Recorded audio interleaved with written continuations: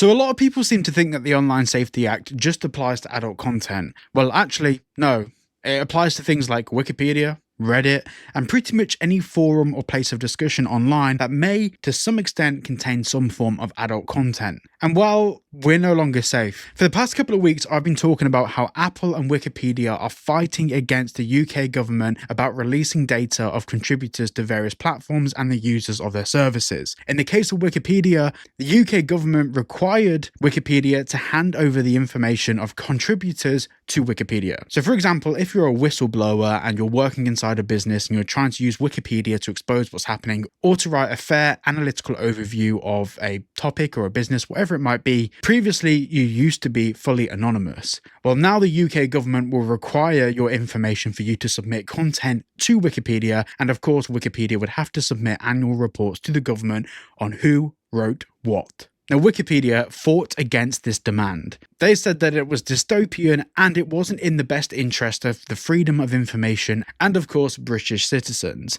Now, I want to talk a bit about the complexities, what's actually happened just yesterday, and also what this means ongoing for everyone using platforms like Reddit, like Wikipedia, and how this really is actually bigger than the Online Safety Act. This is genuinely one of the most worrying privacy situations that's happened in the UK in the past 5 years. So the UK government have different classifications for the Online Safety Act, and the most extreme of those classifications are websites that have over a certain amount of monthly visitors. And there's different brackets. If you only have 1,000 visitors a month, you have a different set of rules for the Online Safety Act compared to a website that has 100 million users per month. And because websites like Wikipedia, of course, have hundreds of millions of users a month, and they're one of the biggest sources of information and sharing of ideas and information on the internet, and also have been probably one of the OGs in the industry for sharing information, the UK government went to Wikipedia first and told them that they have to comply with the Online Safety Act, but also there were some additional demands related to the Online Safety Act when it comes to user data. So the UK government at the moment can request the information of users of platforms,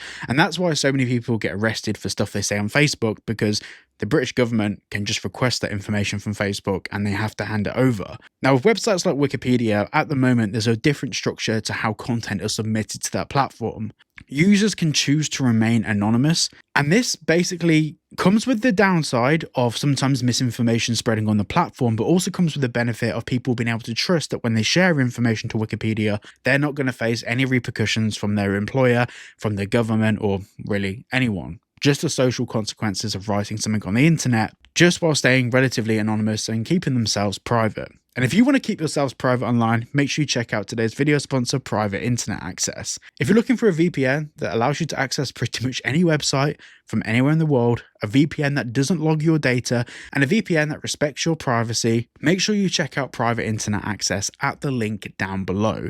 You can save yourselves 86% and you get 4 months completely free. Make sure you check out the link down below, and let's get back to the video. So the core fundamentals of Wikipedia are your privacy. It's so that you can basically be a whistleblower on no matter what topic, no matter what industry you work in, you can speak without the fear of prosecution. But the UK government wanted Wikipedia to submit all of this data to the government so the government can, if needed, review sources and review information and basically find out who wrote what about who. Now, the only two ways for Wikipedia to get out of this was, one, to get the Online Safety Act overturned, which wasn't going to happen, or two, fight for a different classification for their website. So rather than being a category 1 website that's like the most strict rules, they can go down to the next category below where they are basically held to a different regard, which wouldn't require them to submit this data. So Wikipedia actually took this to court against the UK government and they lost. Now, we all knew that they lost, and it wasn't really the end of the world. We all took the stance based on the comments from their own legal team that they were going to fight this.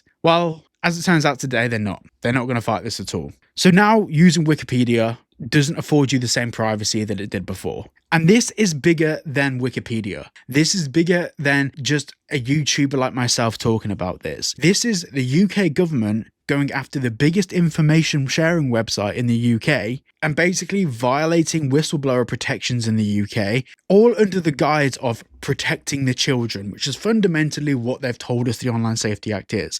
Now, none of us are that stupid to believe that, but what's happened here is a massive breach of our privacy. Now, just to make this categorically clear. Things like the Online Safety Act were fully backed by people such as Peter Kyle, for example, and many other people within the government, and I've done full deep dives, followed the money, all of those videos on this topic. But, and this is such a monumental but, if you look at the political statements from all of the people in charge of the Online Safety Act, they are very authoritarian. They are very much the case that the government should be able to go into anyone's house, investigate anyone for anything, and their approach to this whole political situation and political climate in the UK is to basically back people into a corner where they have to hand over all their information and nothing remains private anymore. We have even had examples for MPs arguing that bank records should be public. These are the people that are currently in charge of making these laws and enforcing these policies. And currently in the legal system in the UK, companies fighting against this are all losing. They're all either losing or just having to back down because the financial costs of going against the British government are just so high. Now, there are people that sit idly by when stuff like this happens and they won't talk about it and they won't weigh an opinion. And to be honest,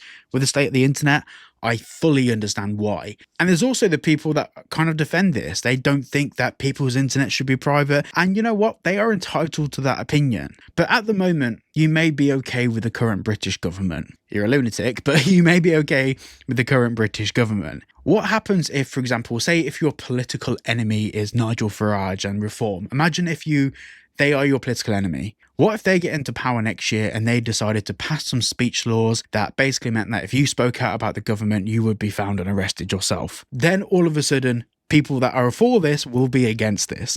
And this is my point. This situation supersedes politics. This supersedes what you believe or don't believe. This supersedes who you vote for and who you don't. This is about the privacy of British citizens being completely violated by our government. The same government that year over year gets exposed for nonces, tax evasion, siphoning money out of the British public. When we're not talking about hundreds of thousands of people that pull the strings in the UK, we are talking about less than 100 people that make key core decisions within the British government being extremely authoritarian, and we shouldn't be okay with it. This is why there is so much outrage with the current way the country is being ran, because the problem is that whilst this government's still in term and whilst this is still happening, a load of precedents are being set that the next government are just going to have to focus on trying to undo or completely unfuck the country. There's so many laws in existence today that can't just be overturned by a new government. They have to go through trial periods, they have to go through review processes. So some of the laws that have recently come into effect might take 5 to 10 years to actually be reversed. A prime minister doesn't necessarily have the same powers as someone like a president in the US, for example. And every single day that goes by, I'm able to produce a full video on what's happening with the Online Safety Act because it's moving so fast. This was originally sold to us as protecting the children. Now this has gravitated towards completely eradicating privacy on the internet. And the problem is with the current world events that are happening, things like the Charlie Kirk scenario, news like this gets completely buried. And we need to talk about it. Now, I have been talking with various MPs, and the only people that have replied to me are MPs that more politically lean to the right. A few left-leaning MPs that I've tried to talk to have simply copied and pasted Ofcom's official statement from their website about how the Online Safety Act is being enforced. Whereas MPs from other parties, actually even some centrist parties, have actually responded to me with their statement, their thoughts, and what their plan would be long-term with this. And it's so much bureaucracy involved. I'm still trying to get an interview sorted on the channel with an MP to actually talk about these issues. And I wanted to do it as a live stream. That was approved, then denied. And then once it was a video, that was approved. Everything was signed.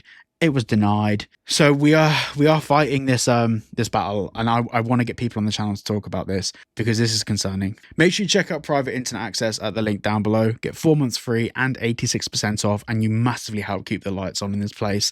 And thank you for watching, and I shall see you all in the next video.